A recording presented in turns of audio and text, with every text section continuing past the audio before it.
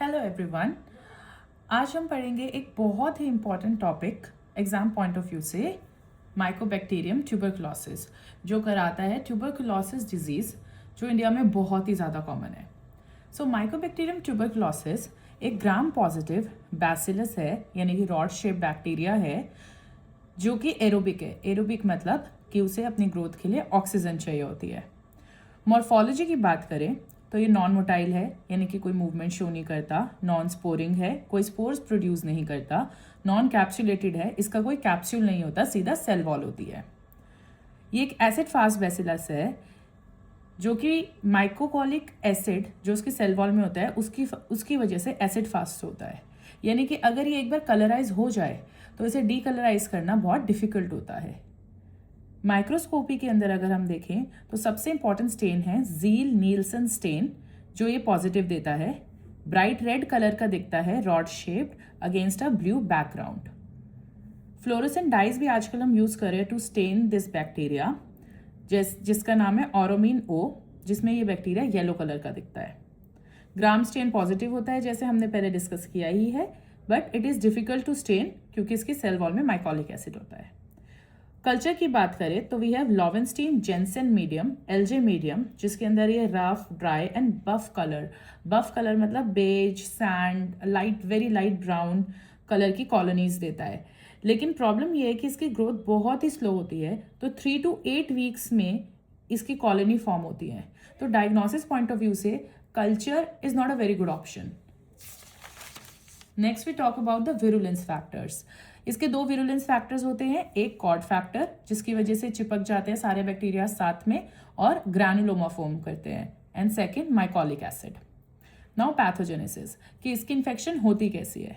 तो अगर कोई इन्फेक्टेड पर्सन जैसे टीबी है, वो खांसे या वो छींके तो उसके अंदर जो ड्रॉपलेट्स निकलती हैं वो अगर कोई नॉर्मल इंसान इनहेल कर ले तो सीधा उसके लंग्स तक पहुंच जाएंगी, वहाँ पे एल्वोलाई में पहुंच जाएंगी। वहाँ पे वो बैक्टीरिया मल्टीप्लाई करता है, ग्रो करता है और ग्रैनुलोमा फॉर्म कर लेता है। इसे बोलते हैं गॉन्स कॉम्प्लेक्स। इसके बाद ये आगे लिम्फ नोड्स तक भी स्प्रेड हो सकता है। क्लिनिकल फीचर्स के अंदर we have pulmonary TB and extra pulmonary TB. Pulmonary मतलब लंग्स के अंदर। तो हमारे क्या क्लिनिकल फीचर्स होते हैं? Cough more than 2 weeks, which is very very very specific. Then we have fever, weight loss and haemoptysis. Haemoptysis मतलब haemo मतलब ब्लड, टाइसिस मतलब इन कफ, खांसते हुए खून आना।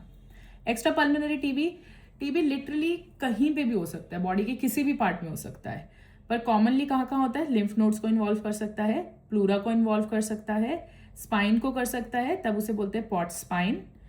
ब्रेन में अगर हो जाता है तो मेनिंजाइटिस करा सकता है, ट्यूबरकुलर मेनिंजाइटिस, और जॉइंट्स के अंदर करा सकता है, अर्थराइटिस करा सकता है। Then we have 2 biochemical test, niacin test and nitrate reduction test. ये दोनों टेस्ट पॉजिटिव आते हैं माइकोबैक्टीरियम। अगर हम लैब डायग्नोसिस की बात करें तो जो भी टीबी से इन्फेक्टेड पर्सन है, हमें उसका एक सैंपल लेना होगा। कहाँ का सैंपल लेंगे डिपेंड करता है कि उसे किस ऑर्गन का टीबी हुआ है। अगर उसे लंग्स का टीबी हुआ है तो हम स्पूटम यानी कि बलगम ले सकते हैं, या फिर हम स्वैब ले सकते हैं, जैसे लेरेंजियल स्वैब्स ले सकते हैं। अगर उसे ब्रेन का हुआ है तो हम CSF सैंपल ले सकते हैं। अगर जॉइंट का टीबी है तो जॉइंट का फ्लूइड एस्पिरेट करके भेज सकते हैं सैंपल के थ्रू।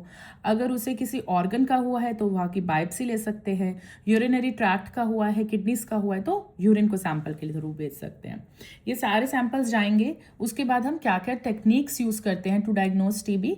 सबसे पहले डायरेक्ट माइक्रोस्कोपी कर सकते हैं, जिसके अंदर ZN स्टेनिंग करेंगे और एसिड फास्ट बैसिलस आएगा, जैसे हमने पढ़ा था कि ब्राइट रेड कलर बैसिलस मिलेगा against blue background.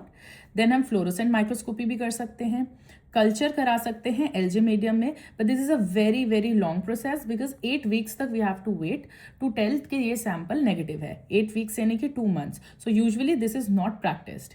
Then serology कर सकते हैं, जिसके अंदर हम एंटीबॉडीज देख सकते हैं ब्लड के अंदर टीबी के अगेंस्ट है या नहीं। But the most important method is molecular method, जो कि सबसे ज़्यादा यही यूज़ होता है and it is very fast. इसमें हम PCR या CB-NAT कर सकते हैं। PCR is polymerase chain reaction and CB-NAT is cartridge based nucleic acid amplification test. This is the most commonly use test to diagnose TB. उसके अलावा हम chest X ray या CT स्कैन भी करके देख सकते हैं कि चेस्ट के अंदर टीबी है या नहीं।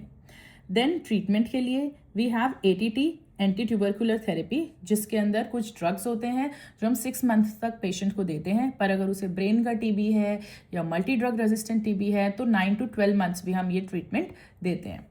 देन वी हैव डॉट्स एक गवर्नमेंट का प्रोग्राम है जिसमें ये ड्रग्स फ्री ऑफ कॉस्ट मिलते हैं टीबी पेशेंट्स को। For prevention we have BCG vaccine and we should keep good ventilated rooms. So अगर हम रिवाइज करें तो माइकोबैक्टीरियम ट्यूबरकुलोसिस के बारे में हमें पता होना चाहिए कि वो एक ग्राम पॉजिटिव बैसिलस है, एसिड फास्ट बैसिलस है, जील नीलसेल स्टेनिंग करते हैं जिसके अंदर वो bright red rod shape bacteria दिखते हैं हमें अगेंस्ट ब्लू बैकग्राउंड। कल्चर के लिए we have Lowenstein Jensen medium जिसमें rough dry and buff colonies मिलती हैं। विरुलेंस फैक्टर्स हैं growth factor, mycolic acid.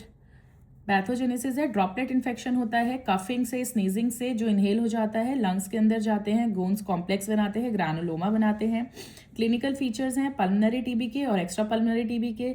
Pulmonary में we have cough, fever, weight loss, haemoptysis. Extra pulmonary TB body के किसी भी पार्ट को इन्वॉल्व कर सकता है। Then we have laboratory diagnosis जिसके अंदर हम स्पेसिमेन लेंगे, उसकी माइक्रोस्कोपी कर सकते हैं, कल्चर कर सकते हैं, सीरोलॉजी कर सकते हैं, PCR या CB नैट कर सकते हैं, चेस्ट एक्सरे और CT स्कैन कर सकते हैं। देन वी हैव ट्रीटमेंट जिसमें हम ATT देते हैं for 6 months and for prevention we can give BCG vaccines. Thank you.